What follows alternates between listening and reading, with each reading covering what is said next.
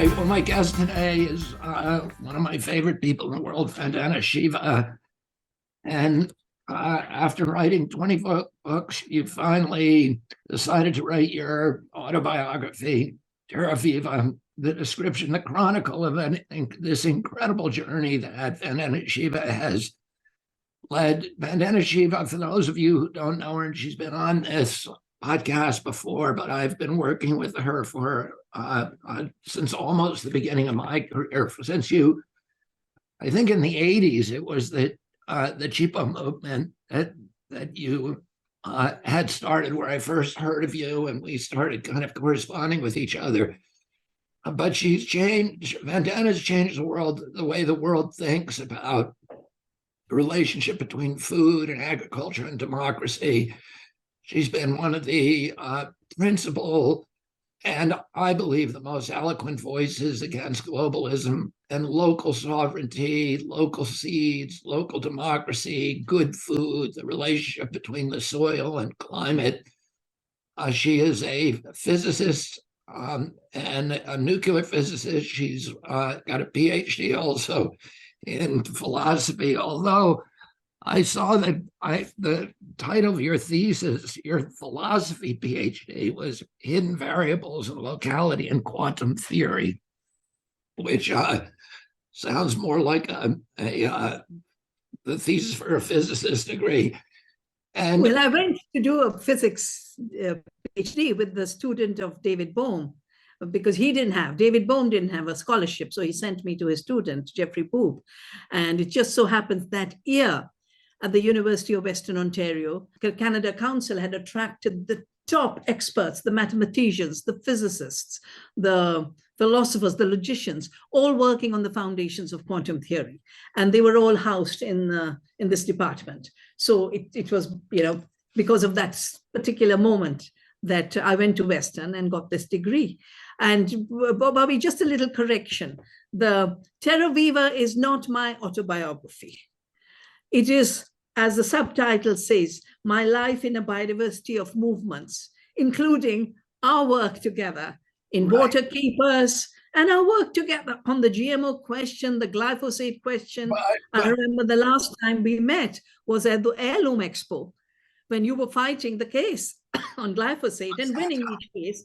And so anyway, I apologize for calling it an autobiography, but it is the most biographical thing that you've written so far. And you talk about some of your early life, and a really wonderful stories about your dad, and who was a forest conservator, and your mother, who was a farmer, and you grew up to be what your nickname is, the Gandhi of grain.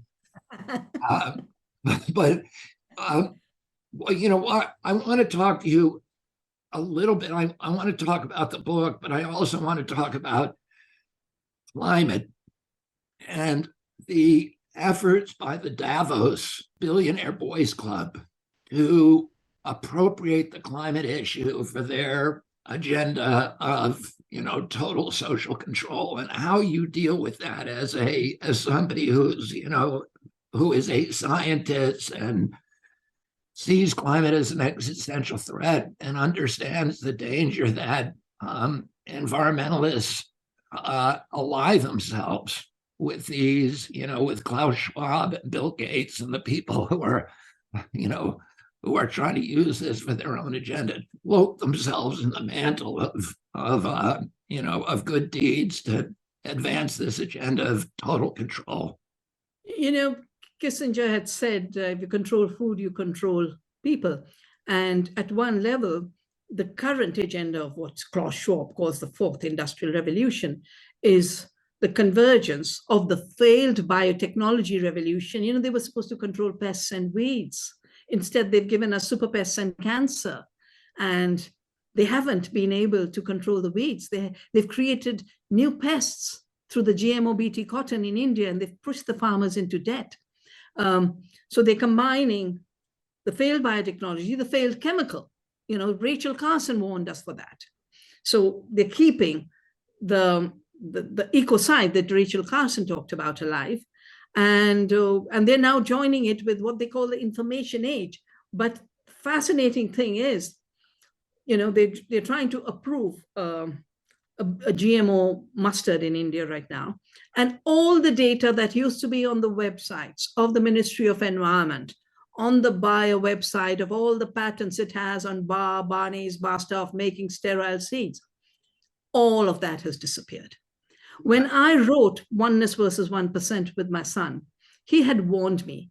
He said, in the next few years, there will be no true scientific information available in the world, except the work you do yourself. It'll all disappear. And all that will be loaded in the name of science will be propaganda and misinformation. And interestingly, then they will silence every true scientist, either by making them marginal. I know they've tried very hard to silence me. It's just that I don't use any of the expensive platforms, and I don't need their dollars, and I don't need their patronage. And for me, what matters is friendships with people of integrity like you. So what they would really like is no knowledge. The information age and the age of big data that they're looking at is no one having knowledge at all. Everyone being manipulated through, on the one hand, surveillance, whether it's surveillance through what you do with your communications or how you spend your money, which is why the whole idea of the digital currencies becomes so important. It's more a surveillance mechanism and a more social control mechanism.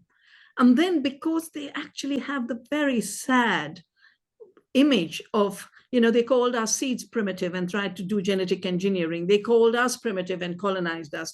Now they're calling the human being primitive, who has to be enhanced by being merged and being, by assessed by algorithms and artificial intelligence. So we are for sure at a very, very dangerous movement. And for everything, whether it's the American freedom movement or the Indian freedom movement, we have to tap every lesson we can on how to stay free in times of total control in every dimension of life.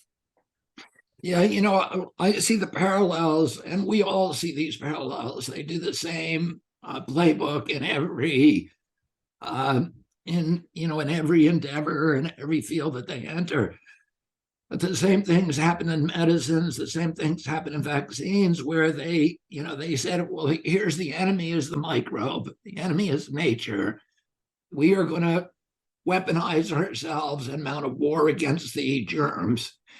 And we're the only ones who can save you. And then they come up with these technologies that the only, source of health comes in a syringe.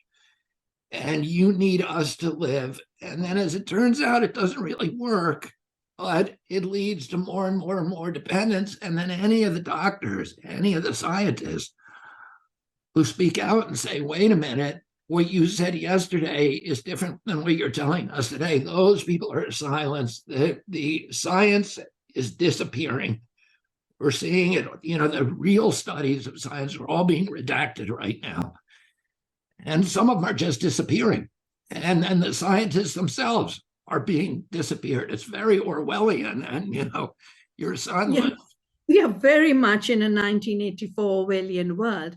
And I think the reason that the patterns are same in every field is because the players are the same in every field. Big ag and big pharma are the same players. Yeah. And big oil. And big oil, because it's all fossil agriculture and it's all fossil pharma. These are fossil medicines. And we just have to go back to the 30s. Look at Hitler's Germany on the one hand, look at everything that was being done by Rockefeller, both in agriculture, with through Standard Oil, as well as in pharma. And what they were doing at that time, criminalizing the true healing systems, where the body as a whole is recognized as the body that has to heal and has self-healing properties. Well, that's what Ayurveda is. That's what all systems that have worked over centuries. It would be fascinating to see how many, look at the statins that they put out, and they've had to withdraw it all. They made insects are enemies and have destroyed the insect population. 80% insects gone. They call it the insectagodon. They made plants the enemies and created herbicides like glyphosate and glufosinate or Bayer, which is Basta, which is what they're trying to push now on India with the GM mustard. They made bacteria the enemies. And of course, then the antibiotics have worked for a while, but they're pushing it on the factory farms. And now you've got antibiotic resistance as the biggest killer. They're talking about, I don't know, 50 million people to be dying in a few decades because of antibiotic resistance, because you made that the only solution. We've grown up with the wonderful turmeric, which is an antibiotic. It was even patented, and we had to fight that biopiracy. So all of the healing plants of the world were banished from the medical system.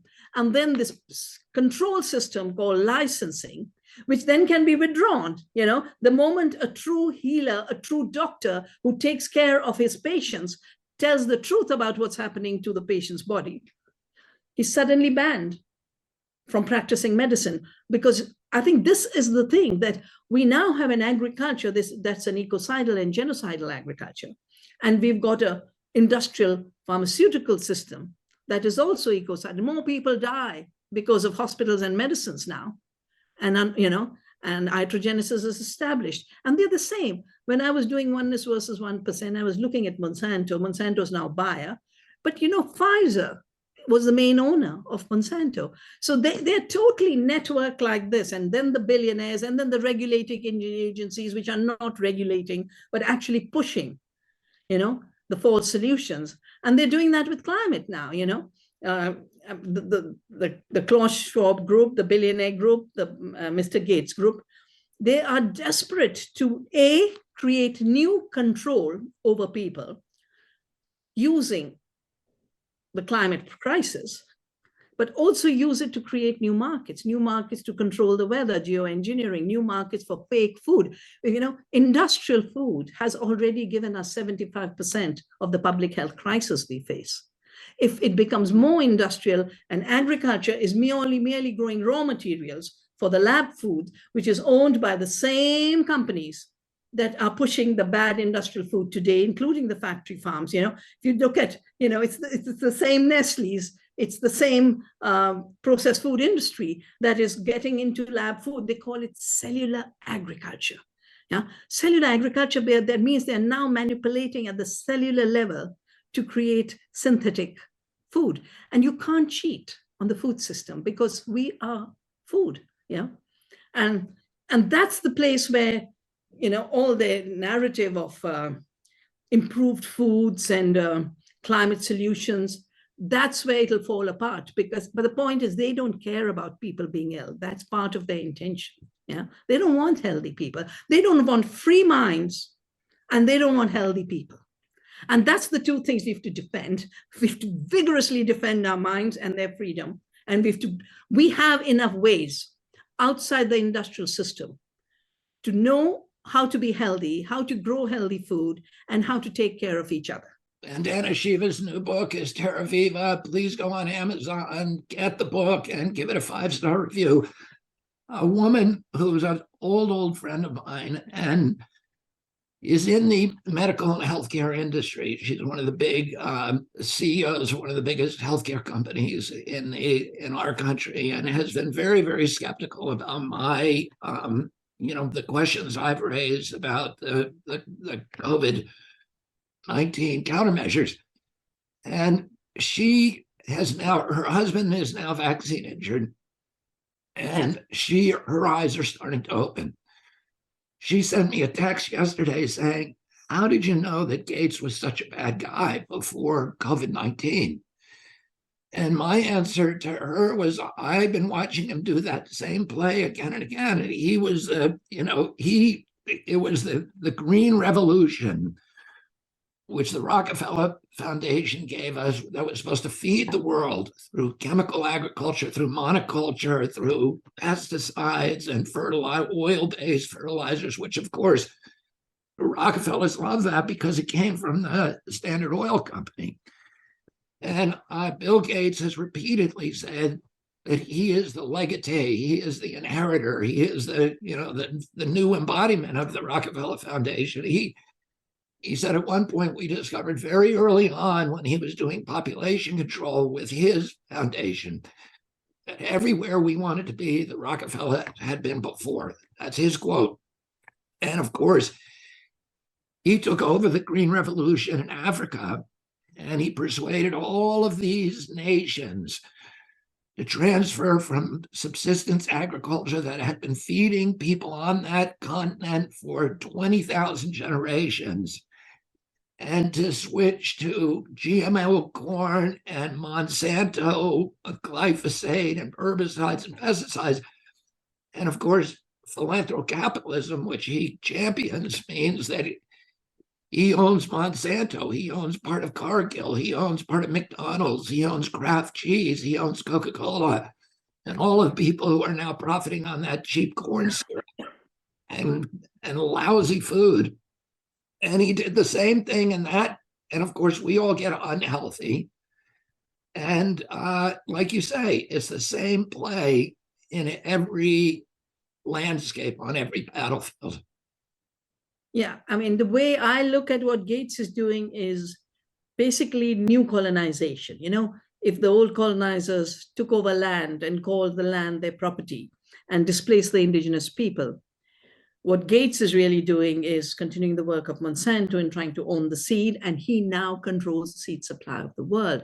When the Green Revolution was first introduced, because they knew that it would fail, monocultures are the worst way you can have a forest or a farm.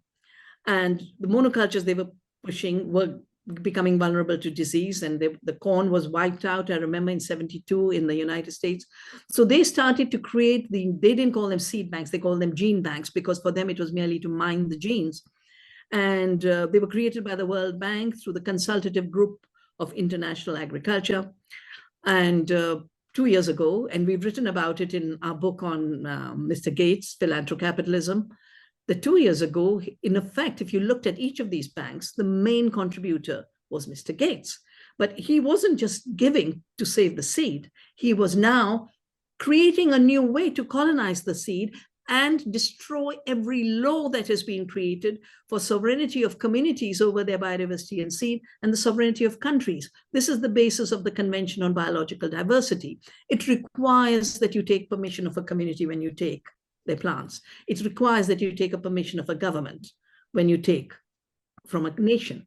So what he's done is he's created this whole digital mapping of the genome, which means you can have one little seed and you can make a genome map, and then you can own all of the seeds of that rice or all of the seeds of wheat. So on the one hand, he is doing the digital sequencing, and he's admitted it. It's the way to bypass the laws, the seed laws of FAO, the biodiversity laws of the Convention on Biological Diversity. But worse, he is also the main funder of gene editing, you know, the CRISPR techniques. And it's already known to be causing huge unpredictable impacts. Remember, they were doing the cow or the bull, which would be hornless, and they were gene editing it to be without horns, and then it was full of bacteria. And they had to finish off that experiment. I think it was one of the California universities. It's cheaper to ship them if they don't have horns. Yeah, so basically, in effect, he's just looking at what's the new colony I can carve, you know? Let me just interrupt you for a second so people understand this. During the 60s, the 1950s, 60s, and 70s, the governments of the world, the United Nations, recognized that that monocultures were replacing a lot of the heritage seed stocks. And there was a very, very legitimate concern that these seed stocks that had been developed through thousands of generations for particular climates, for particular water systems, for particular soils, would be extinct, and there may be a time when we would need to resuscitate them. So there was an effort around the world to collect all of the seeds. I think there's 11 big seed banks, but you would know the number, but there were 25 CG systems. So there were banks created on every continent where all the heritage seeds were collected. Now, of course, a program like that is always in need of money. And so Gates came in with all of his bags of cash and said, I'm going to help you. And he started giving them money. He fostered the dependents, and then he manipulated to gain control of those seed banks. And then he sent his guys in to map the genomes of every seed and to patent them, and then to make slight alterations in them so that he could then say, this is a new organism that I have created and I own it. And then for the rest of time, he owns all the seeds in the world. And, that's a big problem. So we've gone from an effort, a wonderful effort to preserve the global commons in seed stock, to this very sinister, diabolical effort by one man to privatize the commons, to gain control of the entire seed stock of the planet for his own profit and control. Absolutely. When I started saving seeds through Navdanya, and we've created 150 community seed banks, I only looked at cotton because of the suicides, because of the monopoly of Monsanto's BT cotton. And there was a million suicides that were related to 400,000 suicides since 1995, when Monsanto came into India. Of which 85%, 400,000, of which 85%, this is government data, it's by district, it's by state. So you can map the suicides and the cotton areas. 95% of the cotton is Monsanto BT cotton, which is now Bayer BT cotton, which is Mr. Bill Gates BT cotton because of the ownership patterns. And then you have 85% of the suicides in these areas. Now you can imagine if one country and one region with a monopoly can create such a devastation, what will happen when all of the seeds of the world with all of their traits, and he's a pirate because, he claims to have invented flood tolerance. Now, flood tolerance rices are something Indian peasants have evolved along the coast because of the flooding. Salt tolerant, flood tolerance. He gives a grant, calls it an invention. And I've debated with his foundation when they've been on public platforms. I said, show me the parent. What was the seed that you use? They will never answer that and just give, we really respect your work with women, or we respect your work with farmers, but they never tell you the source of their piracy. But we say flood tolerant and salt tolerant seeds. These complex traits cannot be engineered because engineering is with single genes, That's why they shoot a BT toxin, they shoot a Roundup Ready toxin, but they cannot create climate resilient traits, which are complex. They can't create drought tolerance. They can't create flood tolerance. And what they can do is steal the gene and then the whole seed and claim to have created the trait, which was created by farmers breeding and by nature. And that's, they're applying it to every field, and Microsoft had a patent, just when COVID was, two things he was doing when COVID was striking. On the one hand, he was launching One Agriculture for the World. His Gates Ag One is based in Missouri next to Monsanto. And he was launching this, besides financing vaccines, and his Gavi, the Global Alliance for Vaccines, but it has he has another program called GAIN, which could mean profits for him, but the acronym is Global Alliance for Improved Nutrition. Yeah, that's his food monopoly, his global food monopoly, like his Stepi and Gavi are his global vaccine monopoly. GAIN is his global food monopoly, and Gates Ag One, which is, agriculture controlled by Gates for all the food in the world. And we're going to be eating bugs and, and oil products, refinery products. And he's creating through, buying up most of the land, the biggest farmland owner of America. He's actually working out the conditionalities and certification systems for climate that he's going to evolve to police the world with. And while he continues through net zero to pollute, while he flies around the world with his private jets, he wants to, take control of the farmland of the world, not just in America, through carbon credits, carbon trading, carbon financing. And they worked it all out and they think everyone will accept it. But I think the whole attempt to hijack the climate crisis, which is killing people, to dispossess people around the world, indigenous people, small farmers, of their land. It's going to unify people. And we have a little role to be able to help unify, on the one hand, the health movement and the food and agriculture movement, which is the same movement, it's the same players creating the crisis, but also, I think your podcasts and your communication, in spite of every attempt to not allow you to talk to the world, I think it's so important at this time to bring people together, to let them see that the problem is one common problem. Let me make another point about Gates, which you just glossed over a little bit. He flies in a private jet. Not only that, he makes private jets, one of his companies. He is invested in virtually every major oil company, all the coal companies. He's the biggest owner of the railroads, so he's deeply embedded in the carbon production, carbon industry.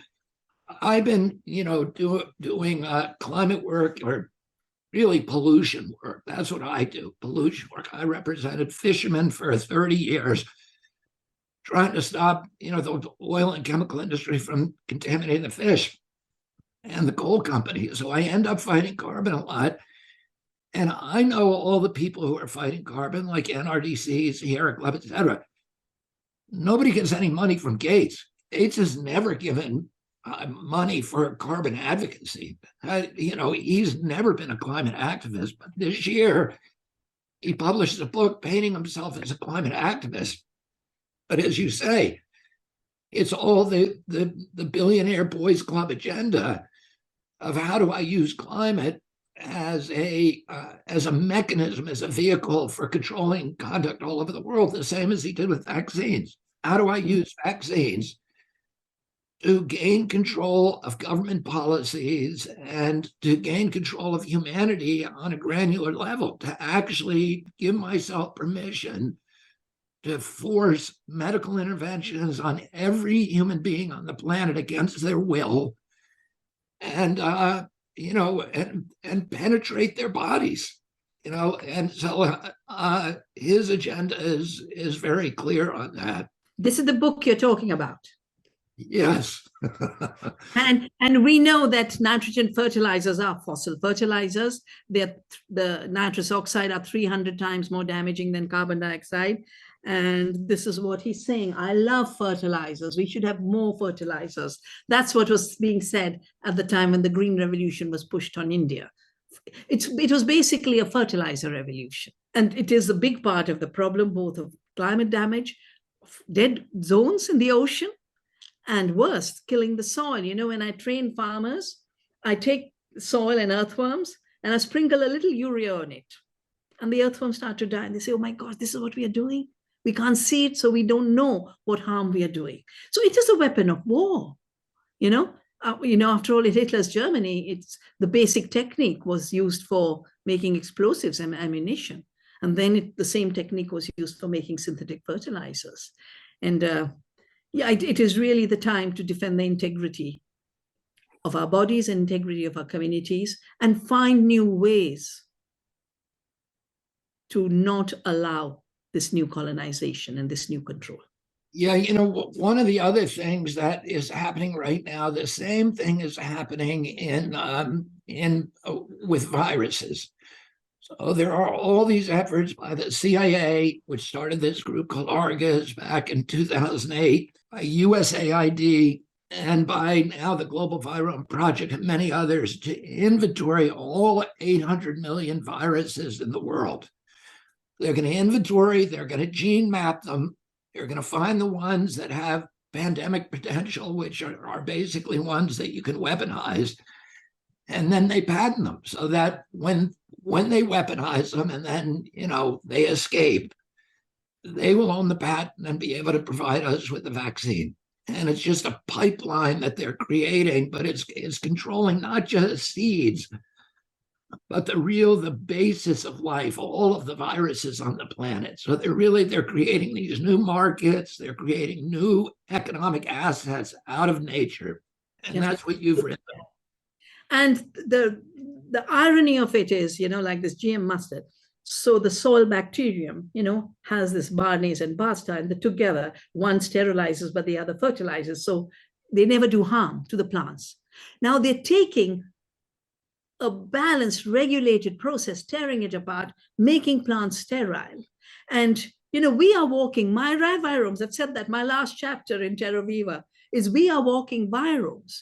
And anything that declares the virus our enemy will declare a weaponizing of the viruses to basically assault our integrity, our bodily integrity. And Anna, since we managed to depress everybody who's listening to us, can you tell us because you're always so buoyant and optimistic, what is what's the source of hope for everybody?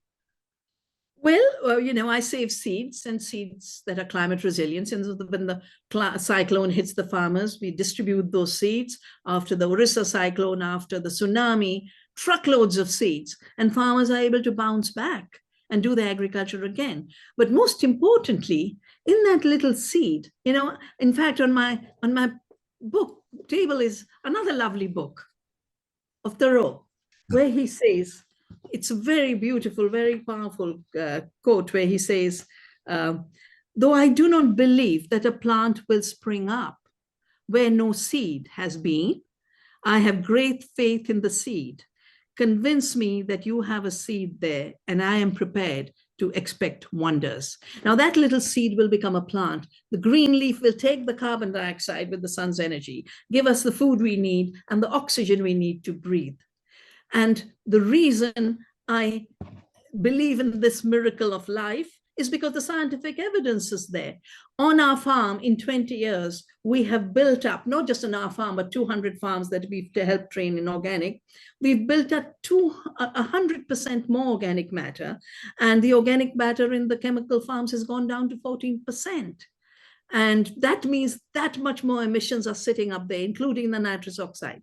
More than that, the data is clear that the more photosynthesis we increase, more photosynthetic biomass and biodiversity we increase, the more we help the planet heal itself. And we also get food and oxygen in the process. We can pull down 100 gigatons of carbon dioxide every year by just doing good farming that cares for the land and grows biodiversity. That's why I have hope. And that's why I always say, it's when you only look at the number of the increase, you don't look at the pathways of the decrease. After all, the planet brought the temperature down from 290 degrees to 13 degrees. That's a big jump. 98% carbon dioxide to 0.03% carbon dioxide. So we just have to follow nature's path. We just have to follow her photosynthetic pathways, and we have to do the right thing. Climate change to me is about forgetting how to live on this beautiful planet. And we've got to learn again how to live. Vandana Shiva, thank you so much for your leadership, for your inspiration, and for your commitment to humanity and to human dignity, freedom, and